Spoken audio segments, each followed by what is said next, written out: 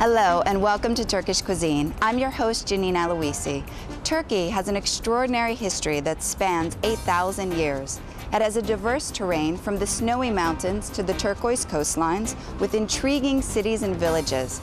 Because Turkish cuisine is derived from such a complex terrain, it has a lot of sweet and savory dishes to choose from.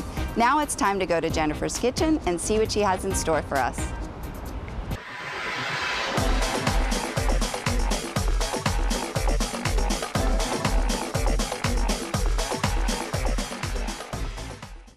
Hello and welcome to our kitchen.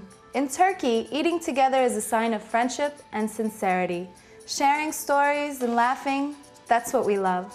And families often sit together and wait for the father to come home from work so that they can all eat dinner together.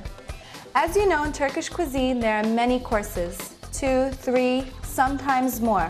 But their signature course is the soup, which we're going to make today.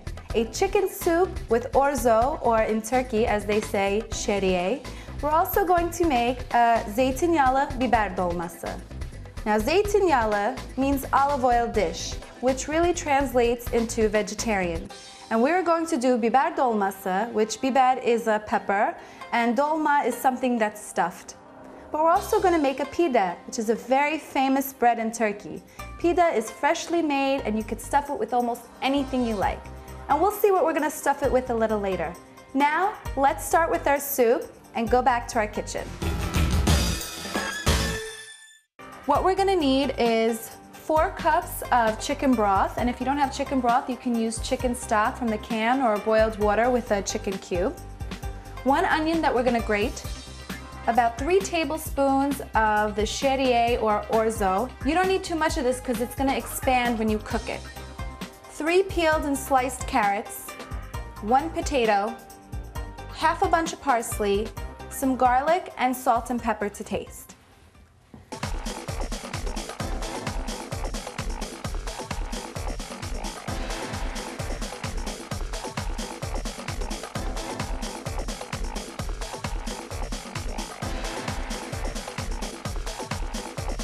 So now that our broth is to a nice hot boil, we're going to put in our şehriye or orzo. Now, orzo is like a pasta. It takes about 10 to 15 minutes to cook, and it expands. It also absorbs a lot of the broth, so the soup will end up being pretty thick. So while we're letting that boil, I'm going to take our onion and just grind it. Now, you could chop it, but I like grinding because remember, with grinding it, you get the juice of the onion, as well as it being much faster. And you could just do it on top of your soup. And you could put 2 onions if you like it really oniony. I think 1 is fine. Sometimes you could put scallions, or a great thing to put in this is leeks. Leeks is also a great vegetable. It's very healthy. So now all of this is boiling nicely together. We'll take some of our garlic. I've chopped up 2 cloves, and then we'll add our potato. Any type of vegetable that you want to add, this is the time to add it. Now, once you see that our soup is just about done, the last thing you do is just throw in the parsley. This gives it a great color and a great flavor, and mix it in. You could see all the color. You can even smell the aroma of the garlic and the onion. I mean, who doesn't love garlic and onion together? It's great. Now we're just going to turn it off because you have the steam of the broth cooking the parsley. It smells like soup, even smells like soup. I can't believe it. You're going to love this. And be careful because it's very hot. Now we'll just take our ladle and start pouring it into the soup. You could already see the şehriye soaking up the broth. This is a great dish. You could use zucchini or squash. I remember growing up, this was one of my favorites, especially when your kids aren't feeling well and they just want a little something warm in the morning. This makes a great breakfast. I know you're gonna love it. You can garnish it with some dill or parsley, or even squeeze a little bit of lemon juice. If you want some extra salt or pepper, that's great too. Now, we still have a lot in store for you. And when we come back, we're going to do our stuffed vegetarian peppers and our delicious pide, so don't go away. Our guest of the week is Marty Markowitz. He is the president of Brooklyn Borough and is a very colorful character. He praises Turkish cuisine and is a true friend to the Turkish people. Our producer, Sadar, had a chance to catch up with Marty in one of his favorite Turkish restaurants in Brooklyn.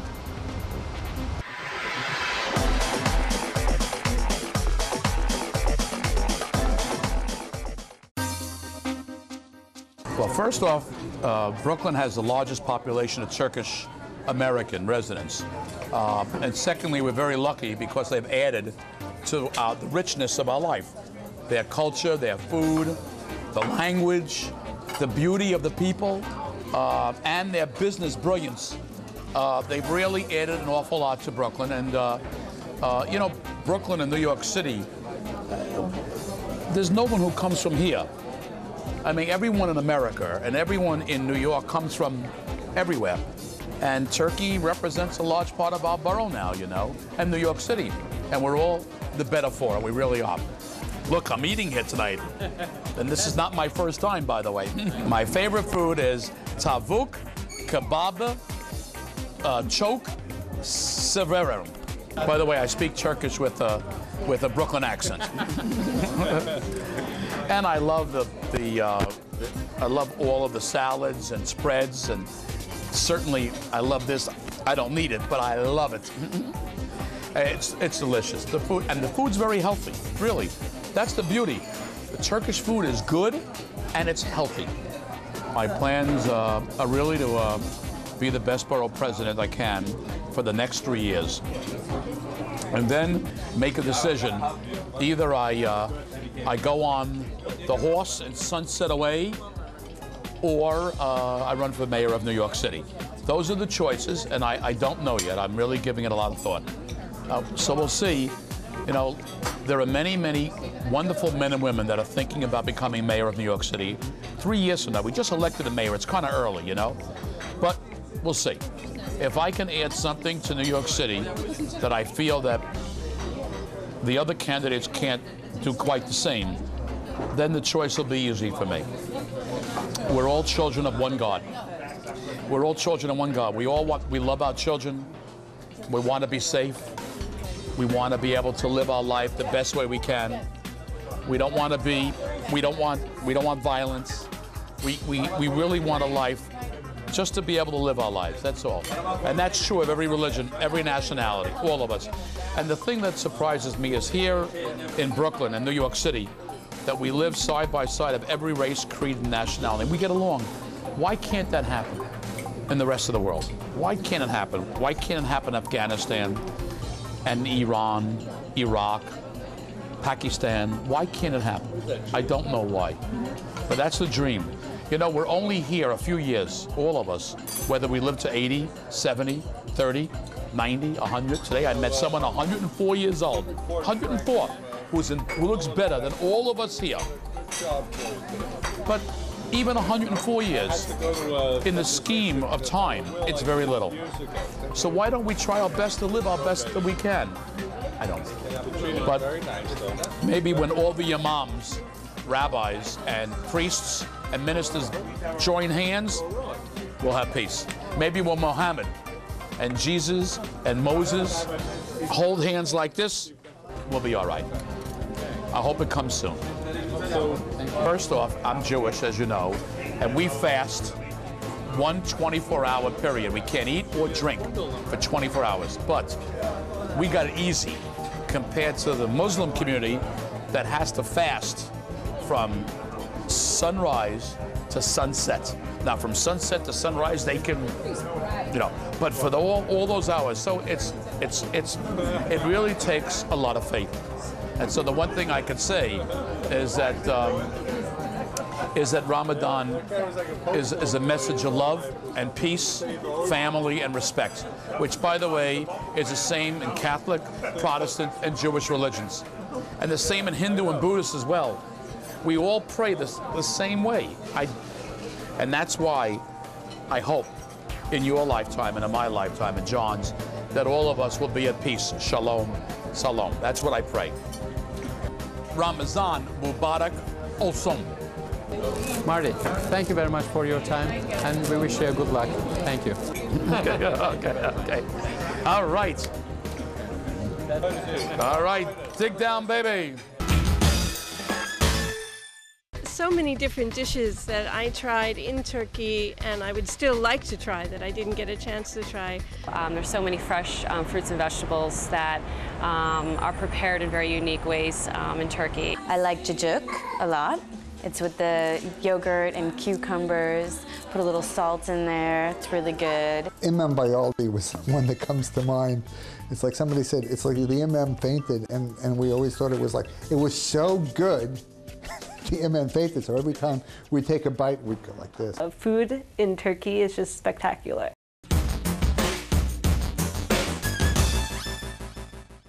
Welcome back to our kitchen. Now it's time to do the thin, delicious, crusty pide. There are many different versions of the pide all across Turkey.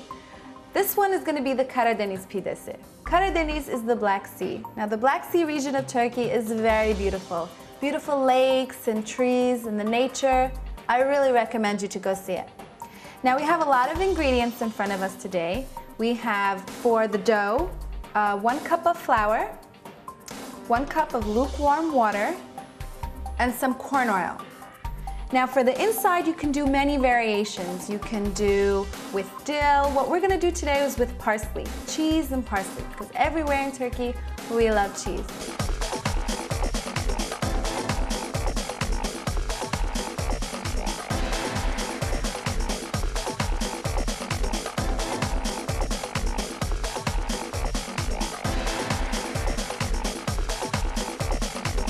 Let's start now by making our dough. So we'll pour in our flour.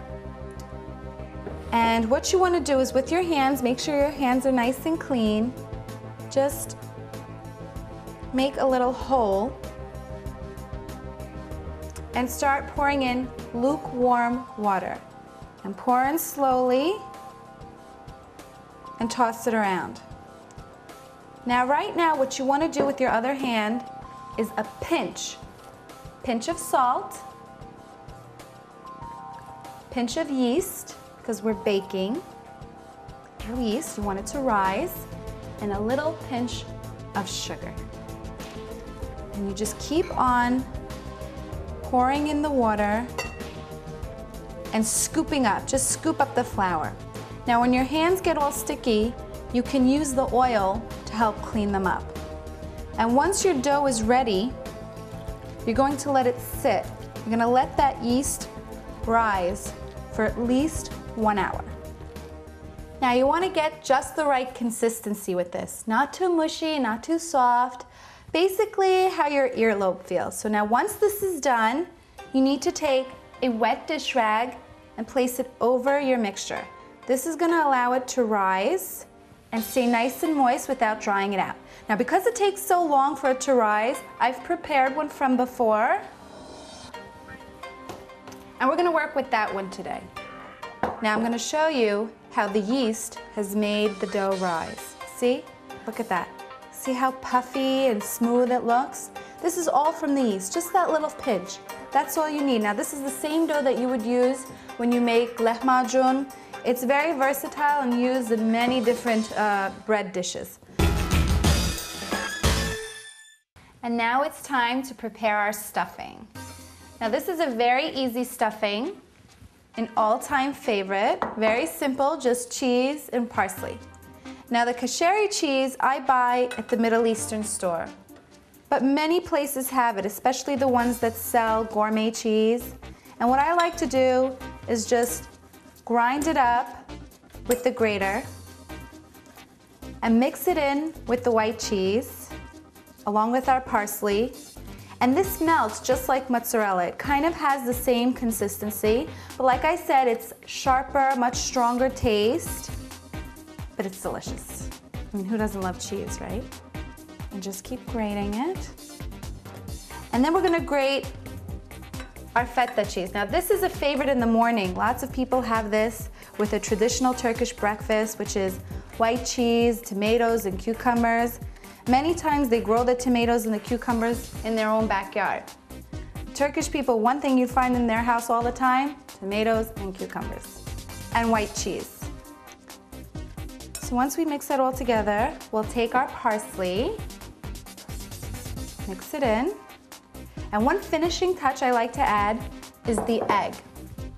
But listen to how I do the egg. I'll crack it and use only the egg white for the mixture, and I save the yolk for coating the top of the pita. This way, when the pita is cooking, it gets nice, crispy, and shiny. Just a little egg white.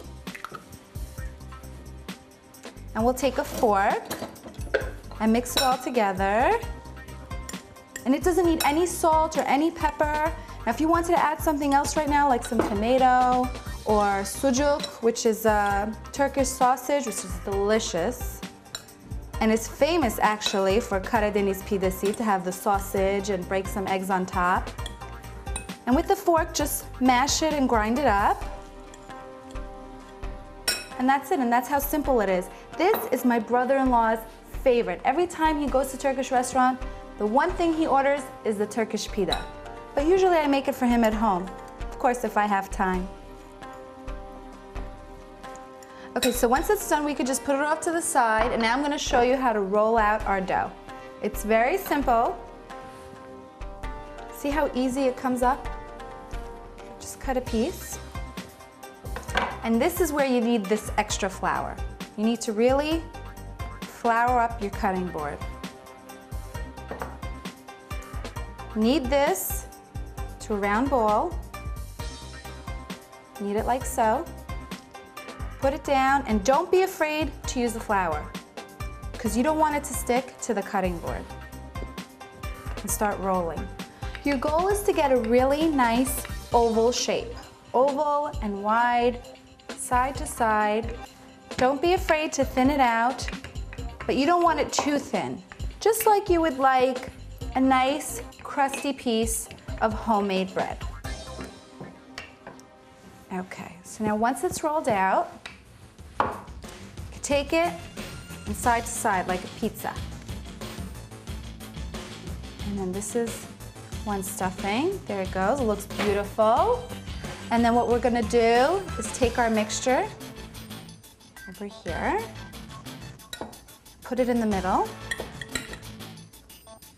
And this is the time where if you wanted to add any kind of seasoning, you can do it.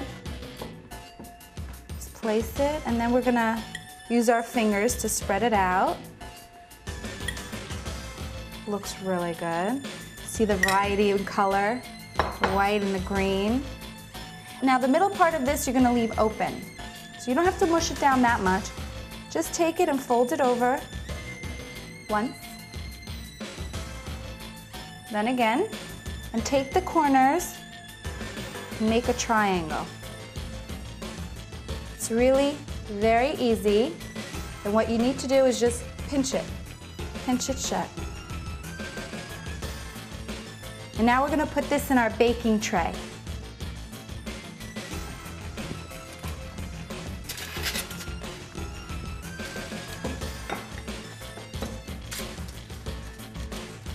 Now you take a look at this while I prepare our second pita, and when we come back, we'll put these in the oven.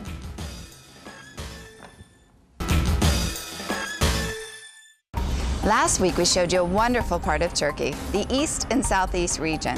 Let's view the second part of that video. Due east of Erzurum rises snow-capped Mount Ararat, Arada, 5,165 meters, mentioned in the Bible as the place where Noah's Ark came to rest. The stark, wild beauty of this region brings visitors to the nearby town of Doğu Beyazıt, used as a base for treks in the mountains. A few kilometers southeast, the fortress palace called the İshak Pasha Saray rests on a rocky outcrop backed by mountains overlooking the town and the plain. The 18th century palace complex boasts 360 rooms, halls, barracks, a theological school, baths, a mosque, living quarters, and a prison. Southeast of Erzurum is Lake Van. This vast inland sea, the largest lake in Anatolia, is surrounded by volcanic mountains and has no outlet. You float easily in the mineral-rich water and can wash clothes without need for soap. On the eastern shore of the lake, the city of Van is truly ancient, even for Turkey. Known as Tushpa, it was the capital of the Urartian kingdom, which flourished here in the 9th century BC. At the Rock of Van, west of the modern city center, are Urartian tombs and cuneiform inscriptions from those early times. Short excursions out of the city take you to Çavuştepe, site of the royal Urartian capital of Sarduri Hinili in 700s BC, and to dramatic medieval Hosap Castle, 1643, which dominates a strategic valley. On Akdamar Island, reachable by boat from Gevas, stands the beautiful 10th century Armenian Church of the Holy Cross, decorated with delightful high reliefs of biblical scenes.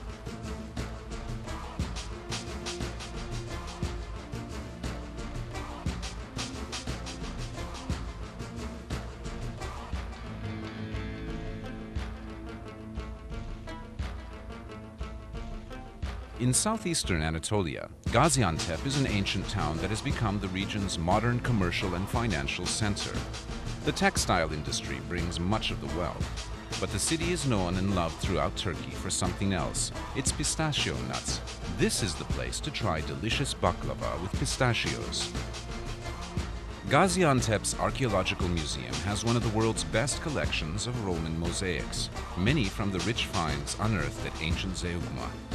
Threatened by the rising waters of a vast new lake, the mosaics were rescued and are now on view in the museum.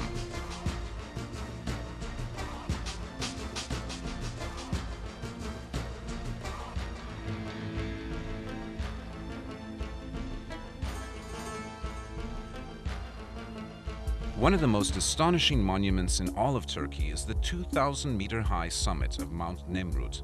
The entire mountaintop is actually a gigantic burial mound.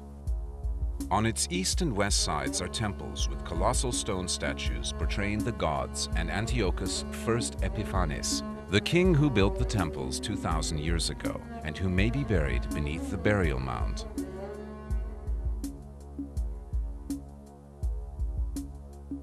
South of Nemrut is Şanlıurfa, known in Crusader times as Edessa. Throughout its long history, conquering armies have kept Urfa, as it's called, in tumult. But there is little evidence of conflict today. Instead, Urfa is a peaceful center of pilgrimage for the faithful who come to visit the cave where, legend says, the patriarch Abraham was born. Speaking of Abraham, the Bible's book of Genesis says that he lived for a time in nearby Haran, a town of ancient-looking beehive-shaped houses made of mud brick. Wandering among its timeless scenes of village life, it's easy to imagine what life was like nearly 3,000 years ago.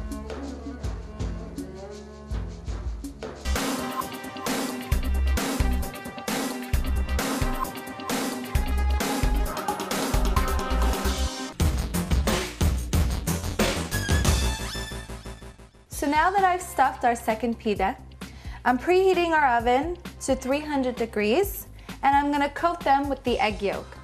Now the egg yolk makes it crispy, light, and fluffy. But if you don't like egg, you don't have to use it. This just makes it really pretty and golden brown, and you just wanna brush it all on top of the dough. Now this pita is gonna go great with our soup, our chicken soup, and it also goes great with our stuffed peppers. Because you know in Turkey, we love to complement each other with the different types of dishes and cuisines. So just brush it, doesn't matter, just get it all.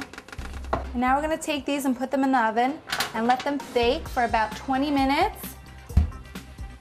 And now let's start preparing our stuffed peppers.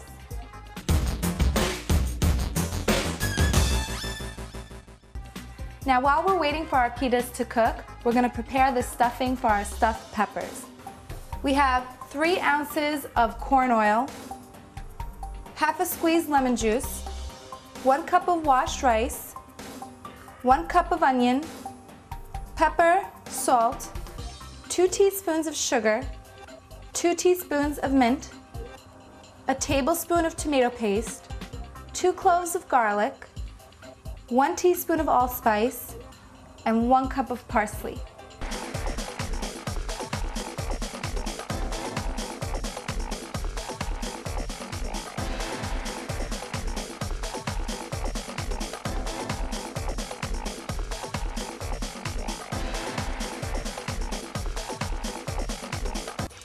So we're gonna wait for our oil to get nice and hot, put in our onions, and let them cook and caramelize for about 5 to 7 minutes.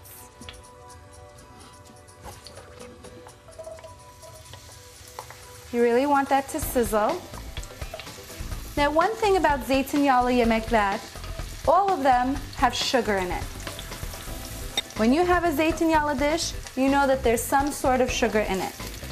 So we're gonna put that in after our onions caramelize.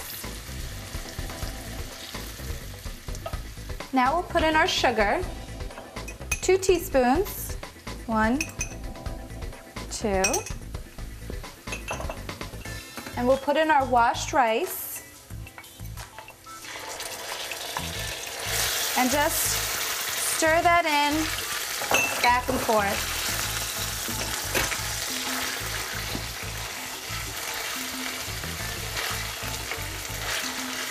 Put in our lemon juice.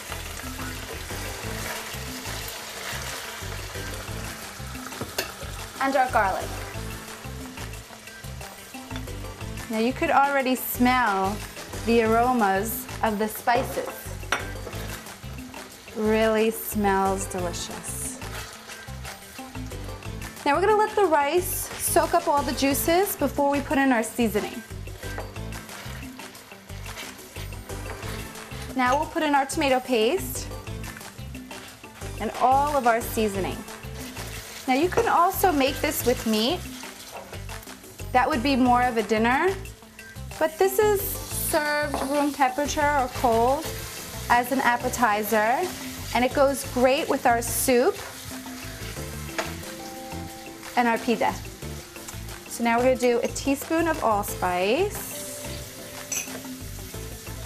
and 2 teaspoons of mint.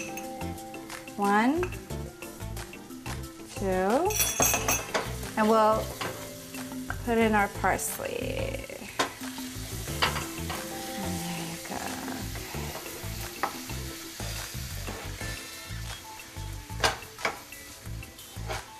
Now that we've mixed in all of our seasonings, we're gonna turn it off and cover it.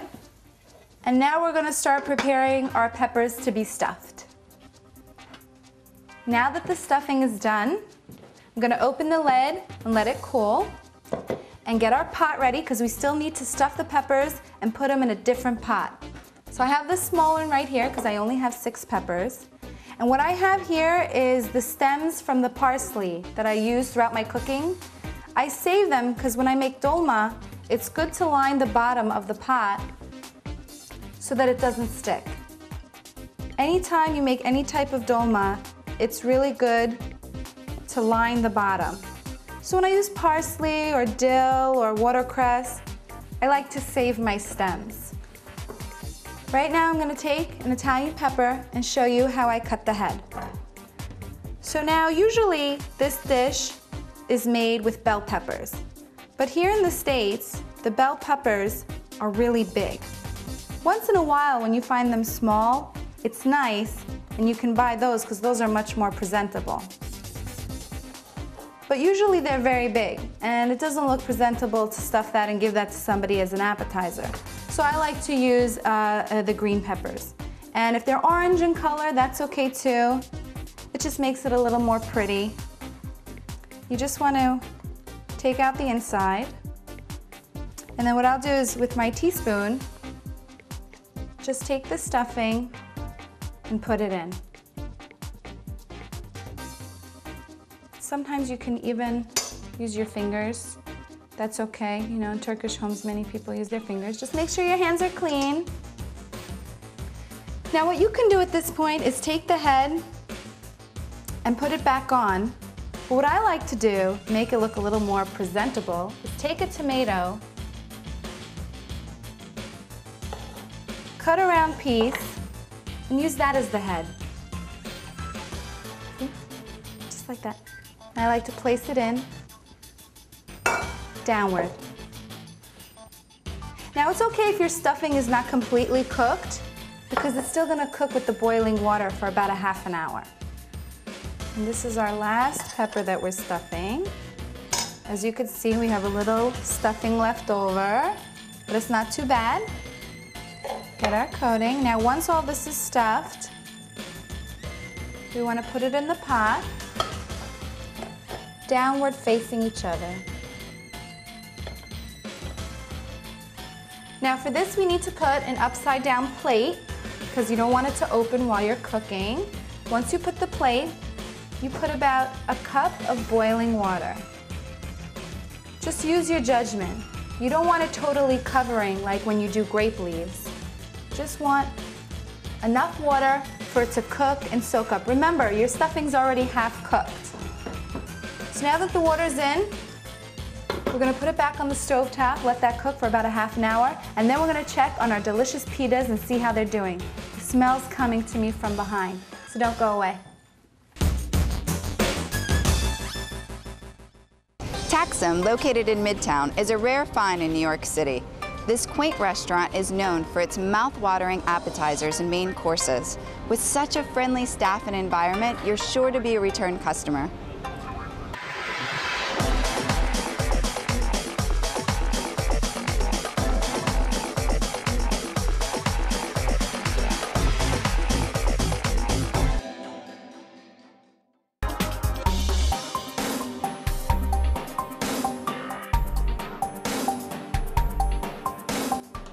We serve traditional Turkish food.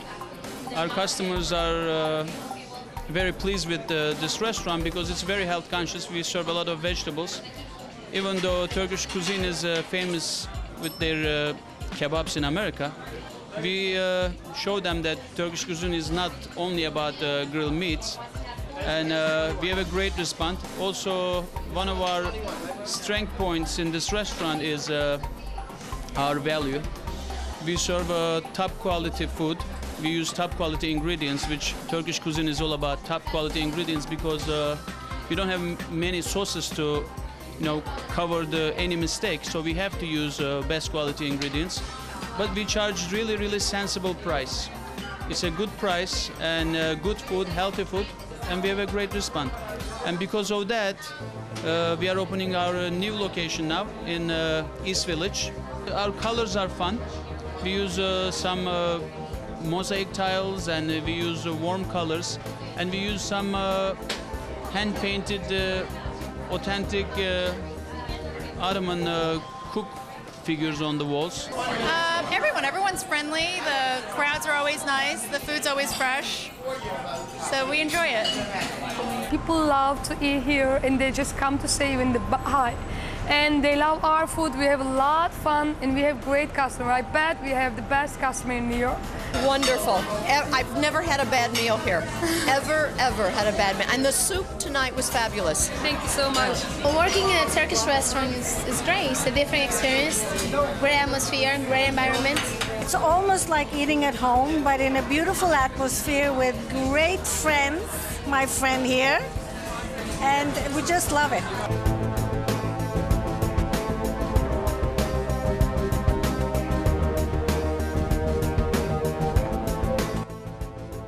I think we have a positive effect on our customers because after they meet us, Taksim family and Turkish food, some of them, they visit Turkey, and on the way back they bring us nice presents which refresh our memories about Turkey. We miss it all the time. It's a Taksim Tünel tramway. It's a present from one of our really, really nice customers. Yes, I think we do our part, and we are happy about it.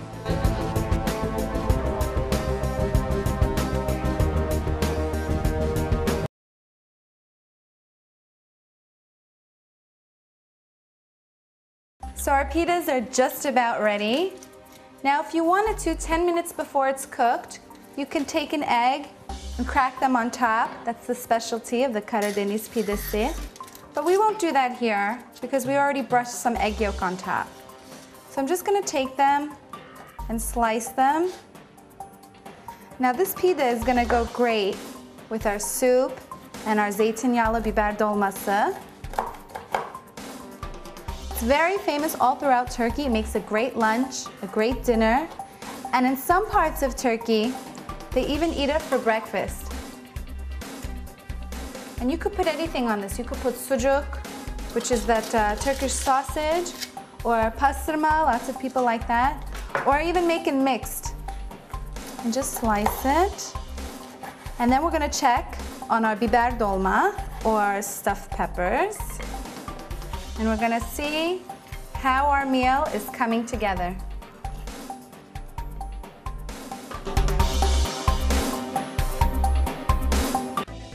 So now our stuffed peppers are ready.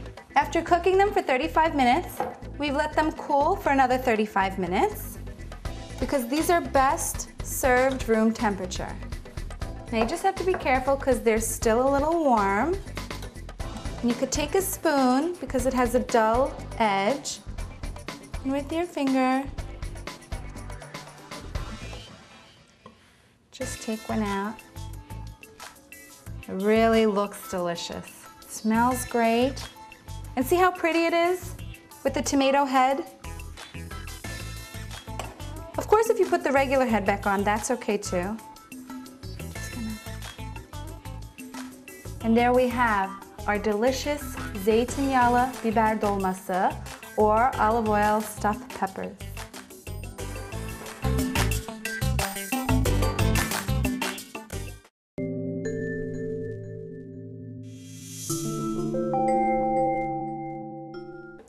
And now we've come to the end of another delicious meal. We have the famous Black Sea pide, mouth-watering, soothing, and healthy soup. We have the stuffed peppers, but that's not all. There's still so much more that I have to share with you. Join me here next week and we'll cook something new. Afiyet olsun.